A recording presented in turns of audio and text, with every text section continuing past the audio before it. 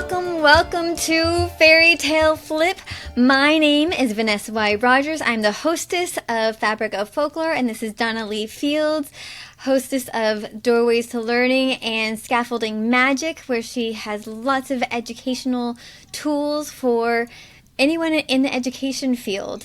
And we come together once a month and we talk about different fairy tales and kind of flip them on their head to understand their underbelly, to understand their historical context and their symbology and meaning back then and today, and how they still have meaning for us today. And today we're going to be doing the Pied Piper, which is a really fascinating fairy tale or legend. I'm not even sure what to call it because as we're going to talk about more in depth, there's a lot of actual historical records that are connected to the story that we know today. So Donna's going to give us a summary of the Pied Piper, and then we'll go into it.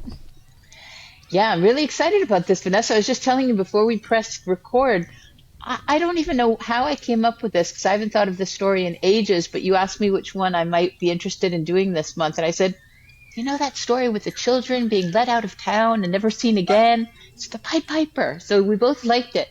But then the funny thing was, when I went to my storytelling group that I go to once a month, one of the storytellers told this tale. And I was just like, oh, serendipitous.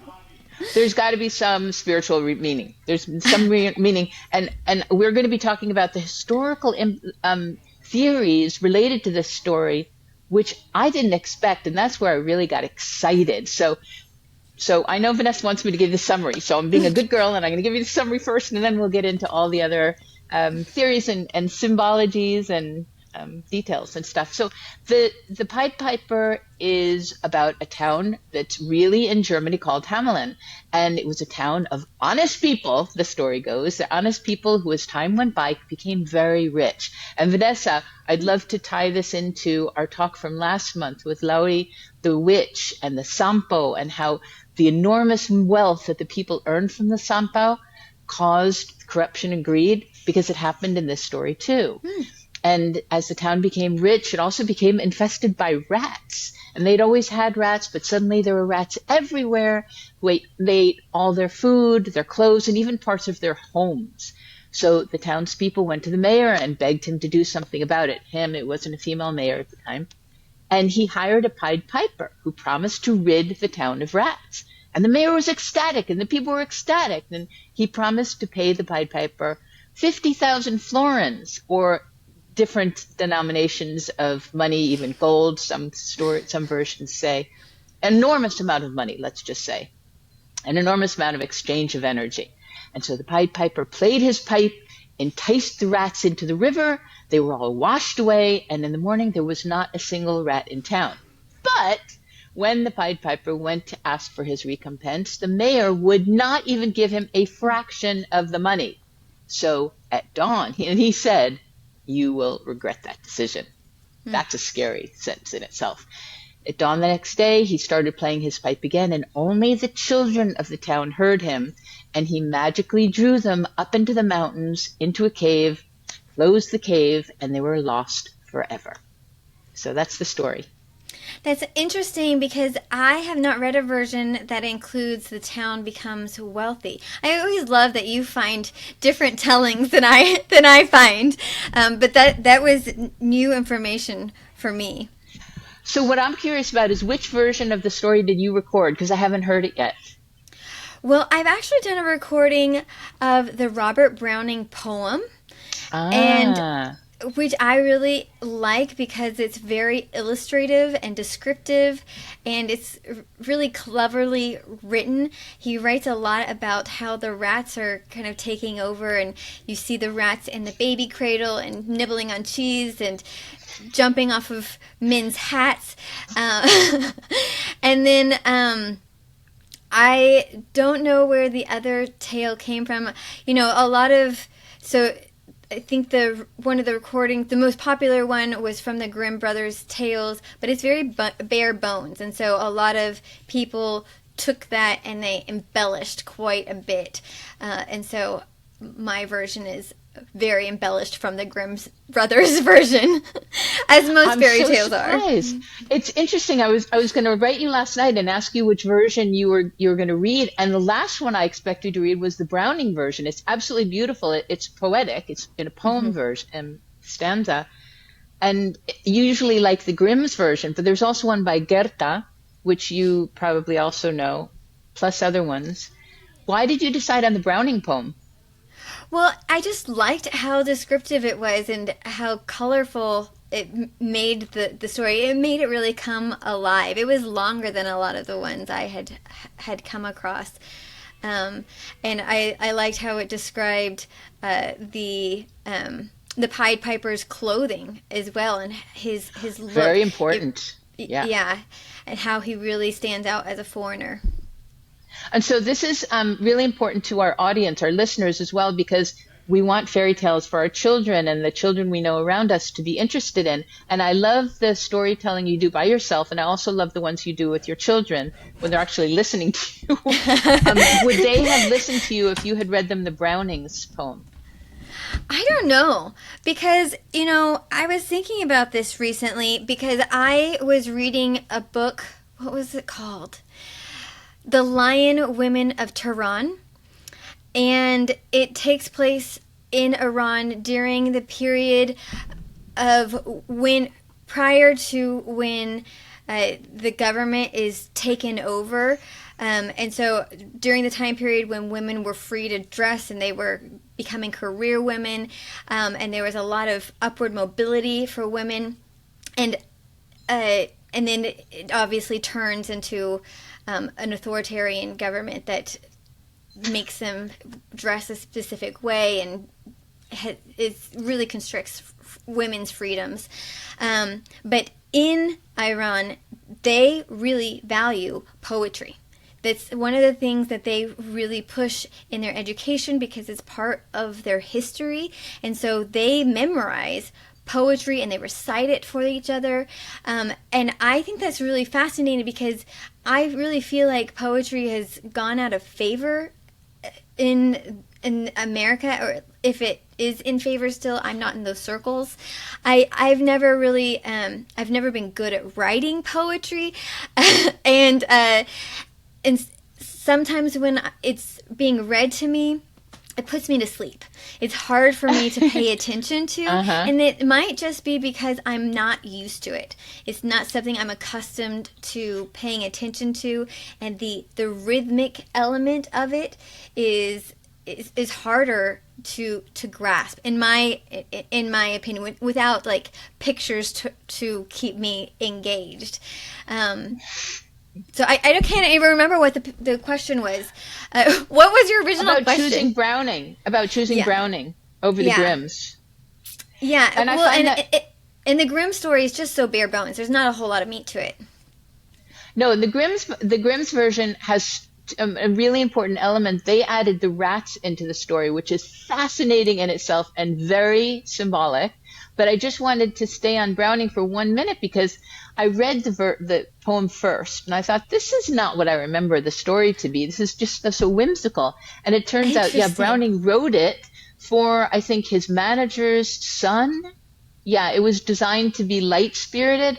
And I thought, so why is that such a disconnect for me? And I went into what Browning is usually known for, and that's how, because I did poetry. I majored in poetry in college, so I was into this kind of stuff. And I understand what you mean by falling asleep to poetry. I don't fall asleep to poetry, but it can be overwhelming because every word is so specifically chosen that your brain needs to process, right? Yeah. It really requires like 2 or 3 readings before you really are able to grasp it, because the first reading is just kind of like words here and there, and then the second reading is like you're getting more of the meaning, and the third reading is more of the in-depth elements of the story. So I think it just requires more attention. So were you able to read it a couple of times, the story of the Pied Piper by Browning, to get some more of his meanings? Yeah. Yeah, I did. I read it a couple of times. Okay, yeah, because again, what I usually think of Browning is that he has these dramatic monologues, and they're usually, very Victorian, very dark. But this particular poem, we can recommend it to our listeners, I think, because it's very light and It's has a not lot dark. of descriptive language. Yeah, it's Right. definitely not dark. I mean, the ending is not a happily ever after. And in fact, when I was practicing telling my children this story, I asked my two youngest, I said, what do you want? Do you want me to tell you the ending with the happy ending? Or do you want me to tell you the ending with the mysterious and slightly sad ending? And they said, happy ending, happy ending. But my older son, he really wanted the mysterious ending. So I ended up telling them Interesting. both endings, because there's a lot of fairy tales that have the variant. It is where the children are returned to the town because of the apologetic mayor, and they give the Pied Piper more than he asked for, and so the children are returned. And so What version that's was that? I don't that's know just a any new version where the that's children just in came like back. newer fairy tale books that are Oh yeah. less That's like less traumatic. like the Hallmark version. It's got it turned out well, right? Yes, yes. And I think it's interesting. As you get older, I think your stomach is able to handle more of the mysterious or the sad ending. I think it didn't feel traumatic for my older son, but the younger children, they want that happy ending. And the interesting thing about this story, is that it doesn't resolve. And normally, I'm one of those people who really wants a resolution. I don't really like cliffhangers, which is really what this story is. It's just a cliffhanger that no one really knows what actually occurs. Um, but it's almost like a mystery when you read this story, especially when you're comparing it to the historical elements and the records that are going along with it. It just becomes this, not a murder mystery, because there's no murder, we hope, except for maybe the rats. The rats are murdered, but we already know who murdered the rats. But the children, we don't actually know what occurs with the children, but it's just a mystery. What happened? That's right. And there are theories. So we're going to go into the theories, but something I think is really nice for our listeners to know is, because you did the Browning version, he wrote the poem for his manager's son to illustrate the little details of the story. So the very reason you say you like the story is the very reason he wrote it, so that your children can listen to it and illustrate, and our listeners' children or their neighborhood's children can illustrate elements of the story, which I think is beautiful. Yeah. So Should we go into the let's history? see. Let's go into history, because I found that was absolutely fascinating. Now, there are two things. With the Grimm's version, they added the rats. Now, Well, actually, my timeline has it being added earlier. It has it being ratted. added in 1559, and the Grimm's brothers published in the 1800s. So the first Interesting. mention of rats comes about 300 years after the original event. So still significantly later. Okay, so they also added first, and I haven't seen this exactly, but are you familiar with the number 130? 130 children Yes. Well, left, and that were is because that was in the historical record. right.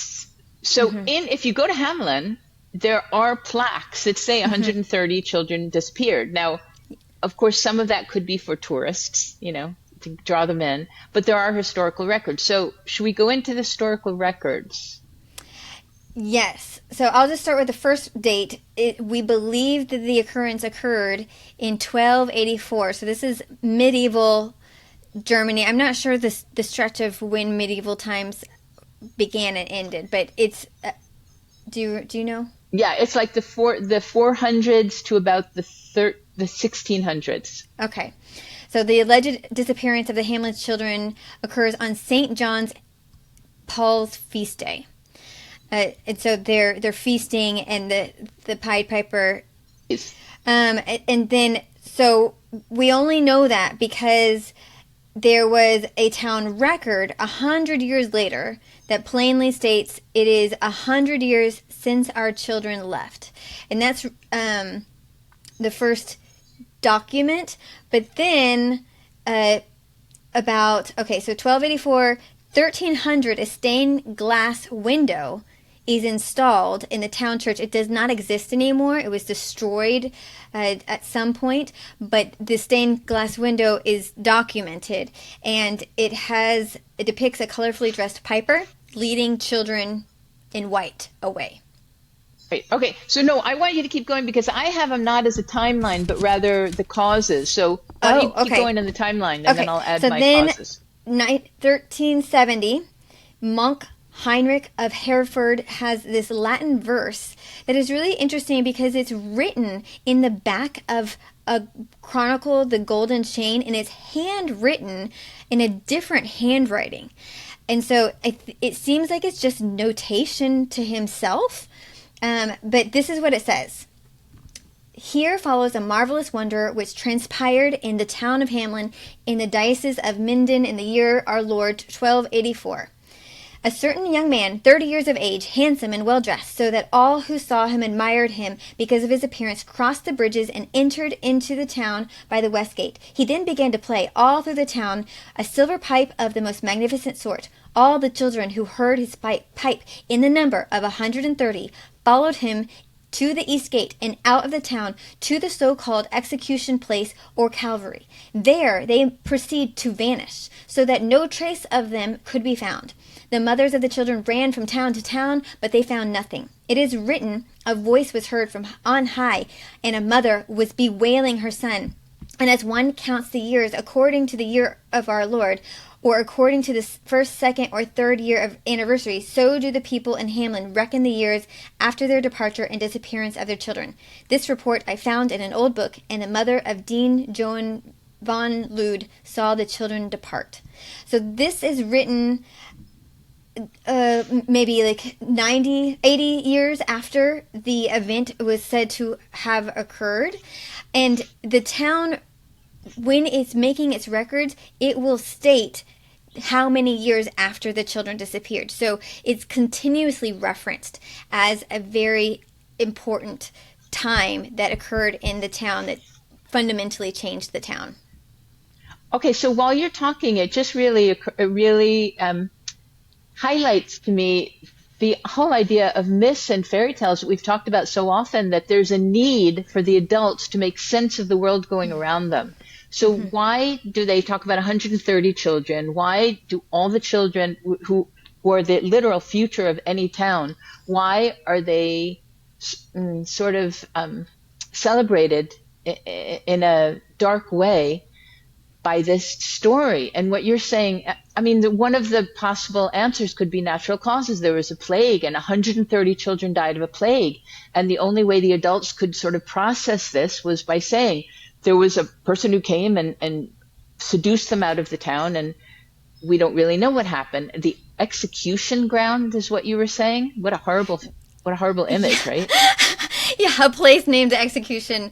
Well, I see it more of like this memorial structure, just a way for people to remember, just kind of how in the calendar that we currently use, before Christ, after Christ, now they've changed it so it's not quite so attached to Christianity, but everything after changes the date. And in the town of Hamelin, everything after the occurrence of these children disappearing is marked differently. It feels differently. Do you know what I mean?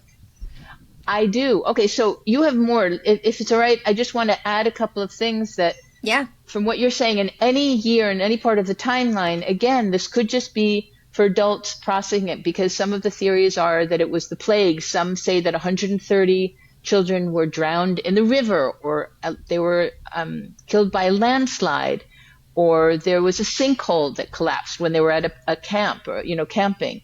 So those are just some of the theories. And I find it fascinating that you're mirroring that by the timeline as well. So you have more, right?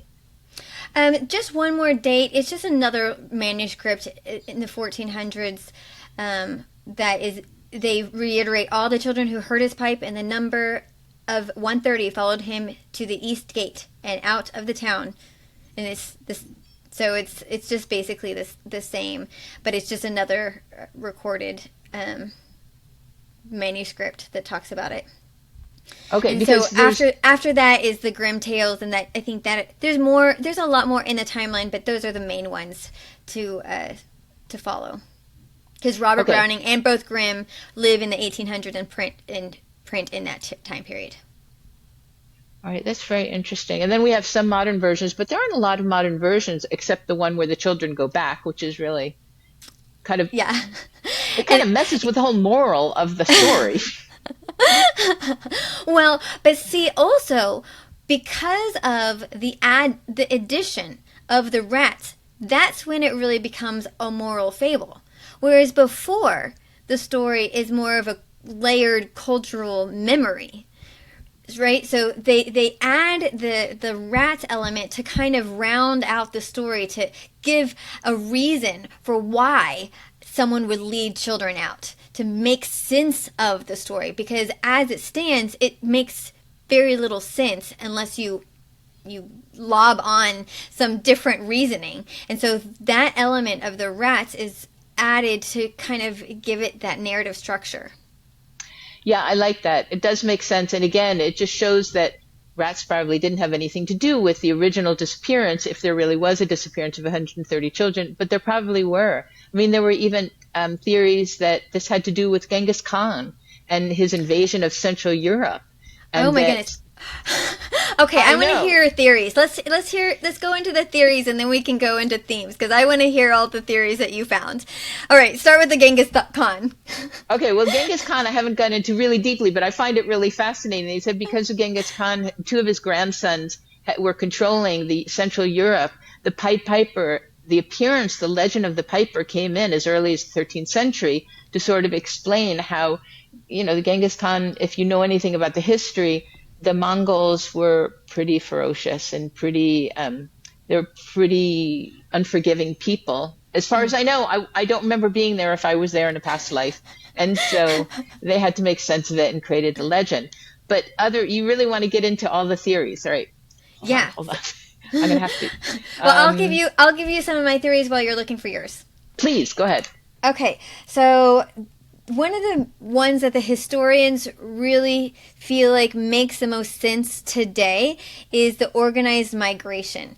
There were a lot of economic difficulties during this time period, and there was a lot of townships that were really struggling. And so what would occur is that these locators or recruitment agents would come into these struggling towns, and they would promise land and opportunity for anyone who would follow them. And they were often dressed in bright clothes and used music to gain spectacle and attraction, and people would follow them. So that's the one that most historians think is the most likely that it would occur.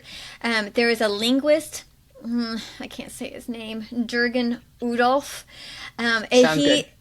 He traced family names from Hamelin showing up in surprising concentrations in an area near Berlin, which fits this idea that a group of young people left Hamelin and resettled in that area to find a promise of a future, whereas they didn't feel like they had a future in their current state. Well, just to back that up a little, in one of the theories, it wasn't that they didn't have a future there, but there was overpopulation, and so they needed to get out of their own towns. So either people enticed them to come into the city, or they just left because they had no. It's just like in some of the old towns where you can't keep expanding; you have to keep going outside and outside, or go back to the cities and build the buildings taller. Yeah. So, okay. All right, what else do you have? Historically, the inscription. Keep going. I have some children's crusades. So it doesn't really work perfectly because there were two main children's crusades that we know of. They were religious movements that were 1212. So this is the Pied Piper occurs about 72 years after these children's crusades.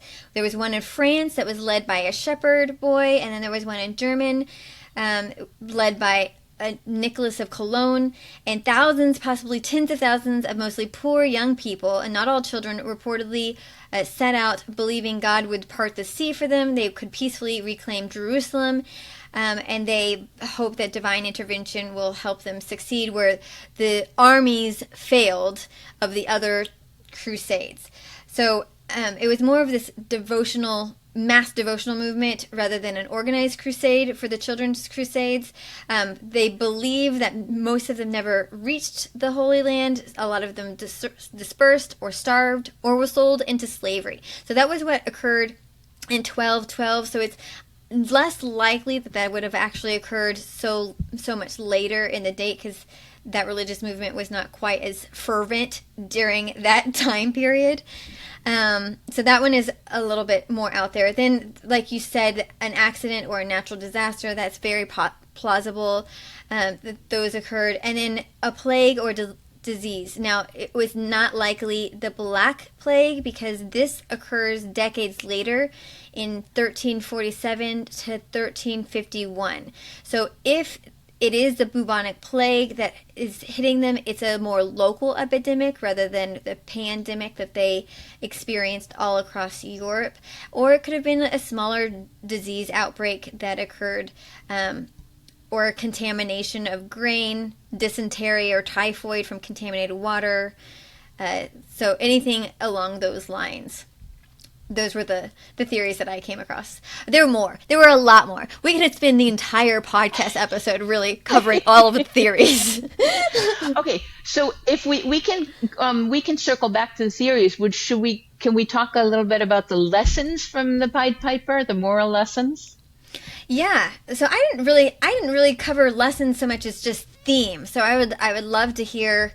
There's lessons within the themes, I think, but. Let's hear what you think the lessons are. Okay, so exciting. So this is why, why did I think of this, and why did then you went to a storytelling and someone told this story? Well, these are really timeless lessons, and one of these is fulfilling commitments, honoring agreements. It's really clear. Mm-hmm. So one of them is the breach of an agreement. Adults saying, no, I will not honor an agreement I had with you. I mean, integrity to me is one of the most important things we need to have in ourselves and see in the people around us. And it's such a breach of integrity that it really, my jaw just drops. Mm-hmm. And the townspeople supported him. And they didn't realize that they were going to lose something so valuable.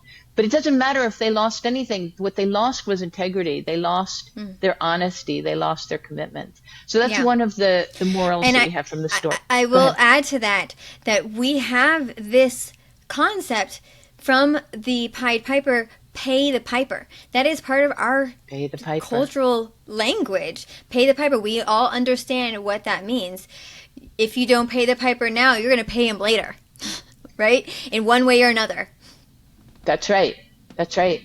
So another theory, one of the symbols behind the story is effective communication and influence. And this is on the side of the piper. He had the power to captivate. He had the power to entice. He had the power to seduce. And he completed his agreement. He said, I will get rid of the rats in your town. And he did it.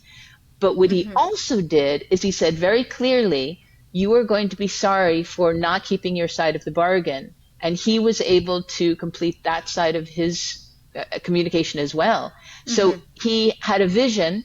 His vision was to get rid of the rats. He did it. And his vision was also, I need to be honored for my work. Yeah. And it's really important for all of us, no matter how small our promise is to honor other people and to honor ourselves for their work or our work.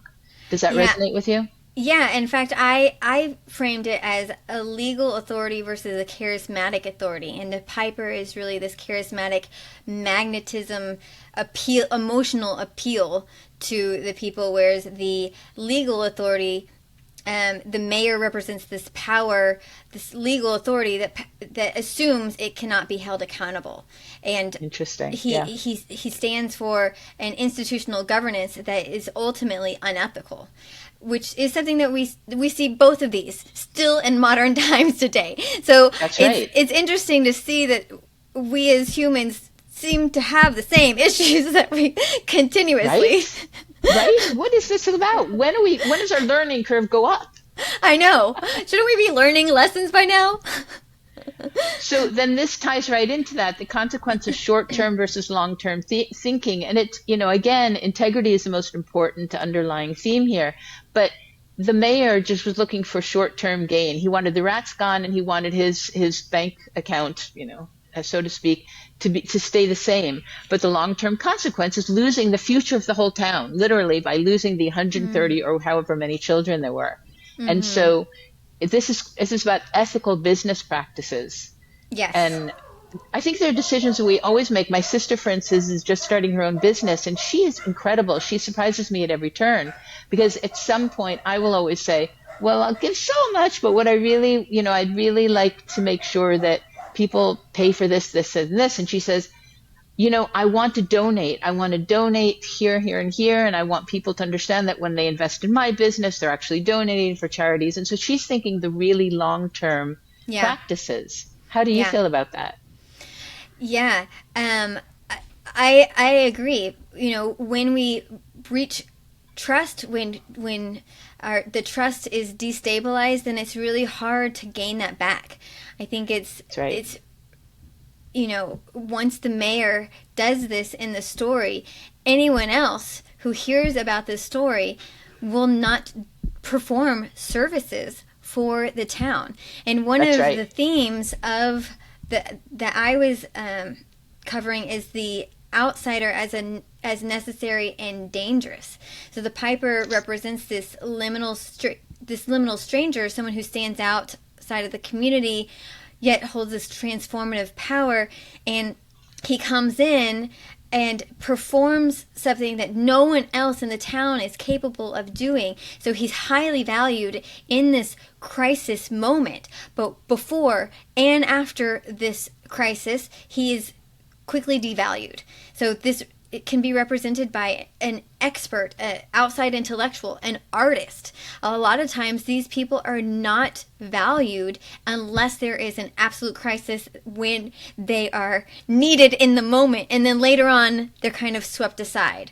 And so this idea of people who are on the fringe or who are marginal, who are only needed at certain times, is really kind of what the piper represents in this moment. Yeah, I love that, Vanessa. I read that too, about the stranger, and I was reading it and with a sort of question on my face, and then I saw the flip side of it. I think you're going to really like this, because you like the Browning version because of the details, and the details even of the color of the clothes of the Pied Piper, and you've mentioned that a couple of times. And one of the theories is the Pied Piper actually represents the jester, the court jester. Oh. I know. Isn't that interesting? Yeah. So why is that important? Because the court jester is usually the only one in the court who will tell the king the truth, and the only one to show the hidden hypocrisies in what's going on around the king or the queen. Yeah. Isn't that great? Yes. So the fool will engage with the questionable behavior, and why we're children, whatever the theory is about why the children left, it's the jester who sort of ignites and highlights the hypocrisy going on in the town. Mm-hmm. So the jester is also living on the border, and as you say, it's the stranger that you could be afraid of, but the jester is so intelligent that he will usually find a way to endear himself to you while telling you what an idiot you are. Yeah. Well, and even in today's world, comedians I've heard Jon Stewart liken them to the canary in the coal mine. They're able to speak truth to power through comedy in a way that is palatable and easier to digest, I think. Exactly. Yeah. And so I think that likeness of the piper being like a jester is really on point. Yeah, I really like that. I think that's really important. And, the Pied Piper was dealing most directly with the mayor, who could be the royal in this sense. So it is a very easy analogy to make. Mm-hmm. Yeah. And there's also another element about the Pied Piper that we really need to address. The pipe. Oh, yes. Let's hear it. Okay. So I wish I had delved even more deeply into it, but I want our listeners to think about this and come up with their own theories about it. But the mic is an extension of this jester, this stranger, and it's a wood instrument. Let's assume it's a wood instrument because at that time it probably was. The pipe enables, I love this. The pipe literally enables, you manipulate the air from outside into the piper's lungs and out again. So it goes in, meaning that you're processing spirituality inside and then coming out differently. And so the Pied Piper is, and you know I love saying this, giving the townspeople an opportunity to reflect on themselves and come out with different conclusions, which this town did not do. Yeah. But at least he gave them the opportunity to do it. So we could think about it, you know, even as a shamanic healer that was not successful in this town. And I find that fascinating. Yeah, I like that. And I wish I had done more research on the music element, but I didn't. But that does lead me to talk about the psychological element of the symbology. So one of the things that we see is this, you know, all of the townspeople just going along with the mayor and not fighting back against it, against his decision to renege on his agreement. And this social proof where people bypass critical thinking to just follow blindly is really something that we see historically and evolutionarily, because as early humans were becoming humans, those who followed the successful group members, where to hunt, where to eat, when to flee, were the ones who tended to survive and reproduce more. Whereas those lone individuals who were more likely to take risks, they fared worse because those risks sometimes did not work in their favor. And so because of this, we kind of have this innate biological impulse to follow the crowd, and sometimes, and a lot of times, it's unconscious. It's just, we are just allowing the crowd to make decisions for us rather than use our critical thinking skills, because it's a shortcut in our brain. And so it requires a whole lot more attention to rewire and go against the grain. That's a really important topic, Vanessa, and it's something I thought about a lot more when I was younger, and I don't like being in crowds a lot for that, very much for that reason, because there's a crowd mentality and it's very easy to be swept into it, and you have to be very introspective to fight, excuse me, to fight against it. So think about it, when you're at a crowd, even if you're at a concert, even at a children's concert, at your children's assembly, and all of a sudden there's a wave and everyone's saying, you know, we're going to do a wave. And it's very innocent probably, but think about it. Do you want to be involved? Are you doing it only because the person next on both sides of you are doing it? That is a crowd mentality. Now, most of the time that's not going to be nefarious. It's not going to create any negative after effects, but it's definitely crowd mentality. And what I'd love our listeners to think about is, how often are they in a party, or how often are they at a dinner party or in, you know, a protest, and they're doing something that they wouldn't have done if everyone else in the street or everyone else in the auditorium weren't doing. Yeah. And I think it's really important to think about that. I mean, World War II, people just went along with it because their neighbors were doing it. In most wars, a lot of people are just going along with it because they feel safer doing it rather than going against. Right. Okay, what else do you have? Okay, so there is an interesting symbol of the piper as a personification of death. I thought this was interesting. So some suggest that the children drowned in the river during the outing. Others point to the mountain that is nearby, with the having a landslide or a geological disaster that killed many of the young people. But there's also this idea, it's called danse macabre. I think you probably don't roll the R for the French. Dance of death. And it's this image, this artistic allegory showing a skeleton leading people in this dance procession, people from poor people to popes and peasants to kings to the grave. And so this imagery of the danse macabre, the dance of death, emerges after the Black Plague because mortality becomes extremely dominant in a cultural reality. And so it's painted much later after the Pied Piper. So it's likely not tied to it, but some people think of the Pied Piper in the same fashion as someone who's leading children to their death. Well, that's really interesting because one of the really fascinating articles I found on the Pied Piper was really tangential, which was about the evacuation of the children from London in 1939, just before the war broke out. Uh-huh. And they called it the Pied Piper evacuation, where there were hundreds of thousands of children that were evacuated from London because, again, the future of the British, they considered, and probably accurately, were the children. And so they wanted the children out of London, where they felt most of the bombing was going to be, and in fact was. And what they found was that it was so traumatic for the children.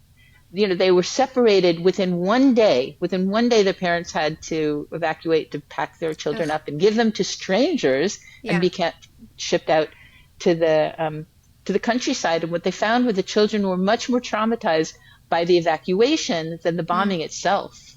And it started a whole psychological sort of story of how humans react to trauma. And I found that really interesting as well. But on the same token, their lives were more at risk in London.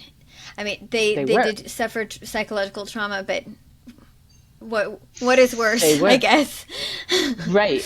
But it was interesting that was the beginning of child psychology, pretty much in that sense. Oh, yeah. That is interesting. Yeah. So I'm sure it influences your children. I wanted to talk a little bit about the rats. Do you? Let's talk about the rats. So I think the idea of the Black Plague comes up a lot because of the story of the rats. But as we were saying earlier, the Black Plague occurs much later, decades later, in 1347, whereas this happened in 1284. So it's unlikely that it was actually the bubonic plague, unless it was a very small outbreak. And they're a later addition. And they seem, like I was saying before, they're really just an embellishment to make the story more well-rounded. But I really kind of clung on to the concept of these rat catchers, and how when I was in my MBA program, there's this concept that has lots of nicknames. One of their nicknames is the Cobra effect, or the perverse incentive, or the law of unintended consequences. Have you heard about this? Do you know No, it doesn't sound familiar. Okay, so basically this happened a lot, where there were rats or there were cobras. There were feral pigs in towns, and the leaders of the towns wouldn't know what to do. So most of the time, the officials, so in British Columbia, the reason it's called the Cobra effect is because in British Columbia, cobra bounties were created for people to gain cash if they turned in, I think it's each dead snake. So each dead snake, they would get money back. But what started occurring were people would breed cobras and then kill them for the reward. And this occurs over and over and over again. This happens in lots of different places. Oh my goodness. So the economists start to say, learn, if you pay for a dead animal, this not without changing the underlying conditions, you create a market for a black market. And once they stop the bounty, then all these people would release these cobras or these rats or these feral pigs. Oh my goodness. And it would double the problem that they had before. So this occurred in British India. This happened in French Hanoi with rats. This happened in Mexico City in the Oino Circula. I don't know if I doubt they still have this program. It's basically, they were trying to decrease the pollution in Mexico City. So they would say, you can only drive if you have the last letter, if your license plate ends in an even number on these days, and if your license plate ends in an odd number on these days, then you can drive on those days. But what ends up happening is all these people get cheap cars that cause more pollution. So they get one car to drive on the Tuesdays and Thursdays, and they have one car to drive on Monday, Wednesday, Friday. And it just still causes lots of pollution. So people optimizing this. So what ends up occurring is economists say that it's important to, this is again your long-term wins, long-term harm, right? Early numbers look good, and so then they declare victory, but then the underlying system gets more fragile and more polluted. And so that's well, it's a real modern day twist on that, what you were saying about, raising cobras and then killing them and showing them as that was, they've taken care of the problem. It's the same thing today as companies that have antivirus programs creating the virus that they are going to kill, in your computer. People pretty much assume that the same company who has the antivirus has created the virus. Yeah. So it's absurd. It's just absurd. Yeah. So we're staying on the rats just for a minute more. Yeah. I find it really interesting that the Grimms. So from you're explaining, I had read that the Grimms decided on adding the rats, but the rats were added to the story before the Grimms. In any case, we know the Grimms. They changed things whenever they felt like it. They could have added. They changed it to a natural disaster. They could have changed it to anything else, but they either added or kept the rat infestation to the story. And that is because a rat infestation has to do with human intervention. It has to do with humans having food in storage, not safely stored, not having. To me, this is really fascinating because in the story, it talks about the fact that there are no cats. Now, why are there no cats in a town? That's, to me, a signal that the animal kingdom itself has given up on these people. They recognize them as not integrous people without integrity, and they're not going to help them in any way because cats are the easiest natural way to get rid of the bats. So if we use that as the rats are a symbol of the fact that the town has really taken the curve down into the fireballs of hell. Let's say, oh my God, how dramatic that is. It's not even the rats that caused any bubonic plague. So we don't even have to say that they caused the bubonic plague. It was during that. It was any bubonic plague is caused by the rats, but not by the rats. The fleas on the rats. The fleas on the rats. They were the transportation for the fleas. There you go. So what if we're going to be very literal, the fleas will bite a person and compromise the immune system, their lymph system, which is the immune system. And basically from the inside out, it's turning your healthy system into an extremely sort of poisonous, venomous system, which is exactly what's happening to the people. As they became wealthier, when you have wealth, you either become philanthropic, generous, or you become really penurious, which is greedy and tight-fisted. And a lot of times it's a little balance of between, but with this town, they became very greedy. And it was like the fleas infesting the town. They were turning themselves from the inside out with dirt. It's just fleas inside and out. So that's why I think the rats are really fascinating in the story. Yeah. The fleas on the rats. Isn't there a song about that? The fleas on the rats go? Well, something. There's a song jump, about jump, that. Jump, Yeah. Yeah. All right. Is there anything else? Oh, we didn't mention that the 3 children left behind. Interesting. So in some versions, there is either one boy who doesn't get blind. In my version, there was one boy who was, I think, blind, or there was either blind, deaf, or disabled. Right. So there's some versions where there's 3 children, and it's all those things. One is blind, one is deaf, and one is lame. The blind one can't follow because they can't see. The deaf one can't follow because they don't hear the music, so they're not enchanted. And then the lame child, or what we would say is disabled child, wasn't physically able to follow. And so they're the lone witnesses, the lone survivors of this event. And so they're the only living memory of the event because they're the three left behind. And this was also interesting because this kind of describes them a little bit how you were describing the piper as the marginal truth teller. The one left behind is the only one who's able to tell the story. The people on the edges are often see and remember what central power denies. Ooh, can you go into that? Say that one more time, please. Okay, it says, symbolically, people on the edges often see and remember what central powers deny. The story suggests that distance from power can produce clarity. Very interesting. So do we think that but I would say the one exception is the jester, who always has who has a very healthy perspective on everything. Right, but he's still marginal. I would not say that he's still in the norm. He's that's like true, because the clown. Right, because the rest, we call them sycophants, that they will do anything the majority will do because they need the favor of the king or the queen or the princes or whatever, the nobility. Yeah. Yeah.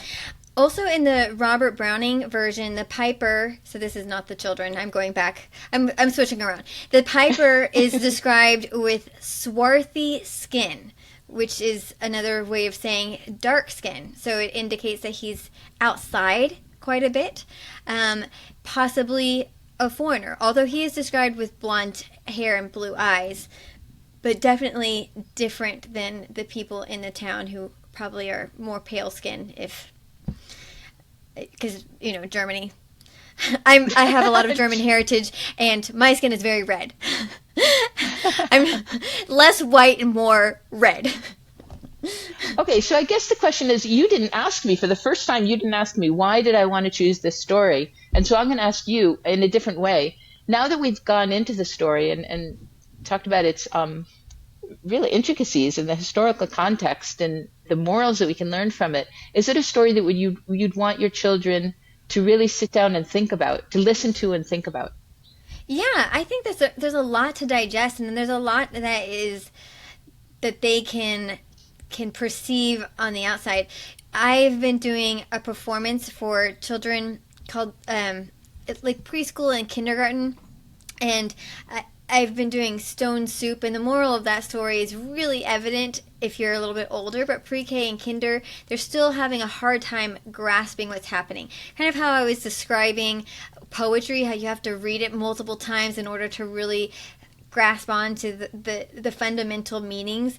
I think with that young of age, sometimes it's hard to look past like just the surface level, but if they hear it multiple times, then they're more easily able to grasp on to the moral of the story. It would be interesting for me to ask my children if they thought that there was a moral of the story. I'm sure he's about to turn 10. I will just call him 10. My 10-year-old would be able to grasp it, but the younger ones, I'm not sure they would be able to describe to me what the lesson was. But I think that's the key. They may not be able to describe it, but I think they get it. Yeah. I mean, first of all, your kids are pretty smart, but usually that's why we like fairy tales, is because we get the moral of the story without all the time being able to verbalize it. Right. You don't have to actually be able to put it into words to be able to understand it. Right. Yeah. Well, I think we did it, Vanessa. I think we really dissected this story, and I think it's really much more fascinating than I even expected it to be. Absolutely. And I want to remind our listeners, because sometimes we forget, make sure you hit that subscribe button. If you're watching on YouTube or if you're listening on the podcasting platform, follow, like, subscribe, comment. If you can comment, we would love to hear your thoughts. Do you know the story of Pied Piper? Did you know it before? Did you know about all the historical relevance elements? Donna and I were both really intrigued, I think, by the historical ties, because it's so fascinating that this mystery occurred that no one really knows what happened. Right, and we hope we've sort of sparked your interest in it as well. So hope it's a win-win situation. Win-win-win. Absolutely, yes. And so thanks so much for listening. Make sure you're commenting and doing all the things to help our podcast to continue. And until next time, keep the fairy tales alive. Bye, everyone. Thank you.